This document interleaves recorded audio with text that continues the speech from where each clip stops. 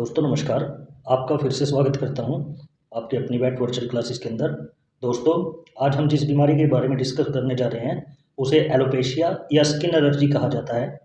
अब skin allergy से या एलोपेशिया से हमारा जो मतलब है, what is skin allergy, what is alopecia. So alopecia is partial और complete lack of hairs in areas where they are naturally present. मतलब जहाँ पर नेचुरली हेयर्स को होना चाहिए वहाँ से उनका कंप्लीटली या कुछ मात्रा में उड़ जाना एलोपेशिया कहलाता है। एलोपेशिया की अगर एटियोलॉजी की बात की जाए तो ये कॉन्जेंटियल या एक्वायर्ड हो सकती है। कॉन्जेंटियल यानी कि जो कि पैदाइशी है, एक्वायर्ड यानी कि जो कि पशु के पैदा होने के बाद उसके शरीर के अंदर आती है। तो एक्वायर्ड को आगे फर्दर हम इन्फ्लामेटरी और नॉन इन्फ्लामेटरी के अंदर डिवाइड कर सकते हैं। कॉन्जेंटियल अगर पशु के अंदर है, अगर पशु के डीएनए के अंदर से ही उसको वो बीमारी हो गई है तो उसका इलाज लगभग असंभव होता है। अगर बात की जाए एक्वायर्ड की तो इसमें काफ़ी रीजंस रहते हैं एक्वायर्ड के पीछे, हम उनको एक एक करके समझने की कोशिश करते हैं। अगर एक्वायर्ड के रीजन्स की बात की जाए तो इसमें न्यूट्रिशनल डिफिशियंसी जैसे कि कॉपर और जिंक, या विटामिन्स जैसे कि विटामिन सी और विटामिन एच की डेफिशिएंसी से हेयर लॉस होता है। इसके अलावा पैरासिटिक इन्फेक्शन जैसे एक्सटर्नल पैरासाइट जो रहते हैं, जो जूं, चीचड़, खलीली वगैरह रहते हैं, लाइस माइट्स वगैरह होते हैं, उनकी वजह से भी पशु का हेयर लॉस हो जाता है।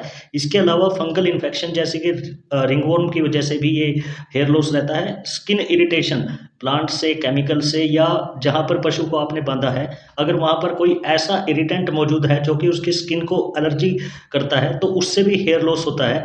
इसके अलावा स्ट्रेस या फिर पशु का बीमार होना, उससे भी स्किन एलर्जीज हो सकती हैं।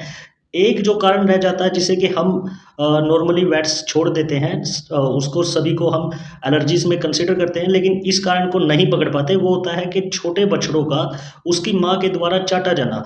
जब कोई गाय, कोई भैंस अपने बच्चे को चाटती है तो वो अपनी जीभ से उसके हेयर्स को उखाड़ देती है, या फिर उसके पास अगर हमने किसी दूसरे पशु को बांधा है तो कई बार वो भी पाइका की वजह से उसके शरीर के ऊपर से बालों को चबाकर खा जाता है, जिससे कि वहाँ पर हेयर लॉस होता है। और अगर हम इसको अच्छे से डायग्नोस ना करें और सिर्फ उसको पैरासाइट या फंगल इन्फेक्शन के लिए ही ट्रीट करते रहें तो हमें उस तरह से उस पैटर्न में रिजल्ट नहीं मिल पाता जिस पैटर्न में हमें मिलना चाहिए। तो इसकी भी डायग्नोसिस ज़रूरी रह जाती है।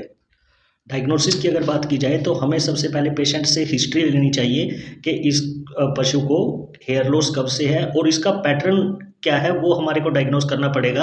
वो फोकल है या मल्टीफोकल है, वो यानी कि वो एक जगह से गोल गोल चकता बन गया है या शरीर पर जगह जगह चकते बन चुके हैं। इसके अलावा सिमेट्रिकल है या जर्नलाइज्ड है, यानी कि शरीर पे दोनों तरफ एक ही तरीके से हेयर लॉस हुआ है या पूरे ही शरीर पर कहीं कहीं हेयर लॉस हुआ है। इसके अलावा हाइपर पिगमेंटेशन, एरिथमा, स्केलिंग और प्रोट्राइटस, इनको भी हमें इनके पैटर्न को समझना पड़ेगा। इसके बाद अगर बात की जाए हेयर लॉस से होने के बाद वहाँ पर सेकेंडरी इन्फेक्शन का भी डर रहता है जैसे कि बैक्टीरियल पायोडर्मा, तो उसको भी हमारे को चेकआउट करना पड़ेगा। इसमें कुछ एक बेसिक टेस्ट भी रहते हैं, हालांकि फील्ड कंडीशन के अंदर टेस्ट परफॉर्म कर पाना या करवा पाना थोड़ा मुश्किल है। तो आपको सिर्फ उसका क्लिनिकल एग्जामिनेशन आप अच्छे से कर लेते हो तो उससे भी आप उसको कंफर्म कर सकते हो। हाँ, कुछ एक टेस्ट हैं उनके बारे में मैं आपको बता देता हूँ। उसमें आप स्किन स्क्रैपिंग से, जैसे कि अगर डिमोडेक्स है या स्कैबिस है उसके लिए आप स्किन स्क्रैपिंग करवा सकते हो। इसके अलावा उसके बालों के ऊपर से कंघी करके आप जू, चीचड़, खलीली वगैरह को टेस्ट कर सकते हो, देख सकते हो कि इसे कौन सा जू, चीचड़ है उसको आप देख सकते हो। या फिर उसके स्किन का इम्प्रेशन, स्लाइड को लीजिए, थोड़ा स्किन को 11 नंबर ब्लेड से, स्कैल्पल ब्लेड से उसको आप थोड़ा सा काटिए और वहाँ पर उसको स्लाइड को रख के उसका इम्प्रेशन लेके बैक्टीरियल या ईस्ट का जो इन्फेक्शन रहता है उसका स्मीयर तैयार किया जा सकता है। इसके अलावा फंगल कल्चर अगर आप करेंगे तो उससे डर्मेटोफाइलोसिस जो रहता है उसका पता चलेगा। इसके लिए आप बाल को, जो जिस पशु को एलर्जी है स्किन की, उसके बाल को उखाड़ लें और उसकी शाफ्ट और उसके एंड जो उसकी जड़ रहती है उसको अच्छे से एग्जामिन करेंगे तो डर्मेटोफाइलोसिस का एग्जाम आप वहाँ पर भी कर सकते हैं। इसके अलावा बाल को इस तरीके से देखिए कि आप वहाँ पर देख पाएँ कि कोई च्यूइंग का, कोई चबाने का साइन तो नहीं है। अगर चबाने का साइन है दोस्तों तो वो जनरली किसी दूसरे पशु के द्वारा बालों को काट के बालों को खाया जा रहा है या फिर उसकी माँ के द्वारा उसको चाटने की वजह से वहाँ पर हेयर लॉस हो रहा है। आपने अगर डायग्नोसिस कर लिया है तो फिर उसके बाद आप ट्रीटमेंट के लिए क्या करेंगे कि आप उसको मल्टीविटामिन्स देंगे अगर उसमें न्यूट्रिशनल डेफिशिएंसी है। अगर कोई एक्सटर्नल पैरासाइट की वजह से उसको प्रॉब्लम है तो आप उसको एमिट्राज की डिप देंगे। अगर आपने देखा है कि कल्चर करवाया और वहाँ पर फंगल इन्फेक्शन आपको मिलता है तो आप एंटी फंगल लोशन और ओरल मेडिसिन उसको देंगे।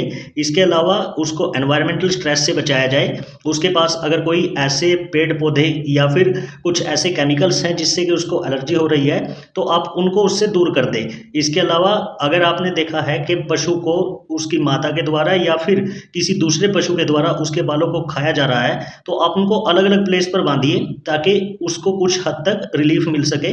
उससे उसका स्ट्रेस भी दूर होगा और नए बाल भी आ जाएंगे।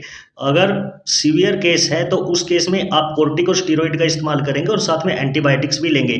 हालांकि किसी भी तरीके का एलोपेशिया हो आपको एंटीबायोटिक्स को सिलेक्ट करना ही पड़ेगा क्योंकि इसमें अगर सेकेंडरी इन्फेक्शन है तो उसकी ट्रीटमेंट आपको करनी होगी जो कि एंटीबायोटिक्स और स्टेरॉइड्स के द्वारा की जाती है। दोस्तों इसी तरीके से और वीडियो हम अपने चैनल पर डालते रहेंगे। आपका धन्यवाद हमारे साथ जुड़ने के लिए। कृपया चैनल को शेयर करें, सब्सक्राइब करें और अपने दोस्तों के साथ जितना ज़्यादा हो सके शेयर करें। अगर किसी पर्टिकुलर बीमारी पर आप वीडियो चाहते हैं, उसका ट्रीटमेंट जानना चाहते हैं तो आप हमें कमेंट कर सकते हैं और हमारे दिए गए व्हाट्सएप नंबर पर भी आप हमारे को कॉल करके या मैसेज करके पूछ सकते हैं। धन्यवाद।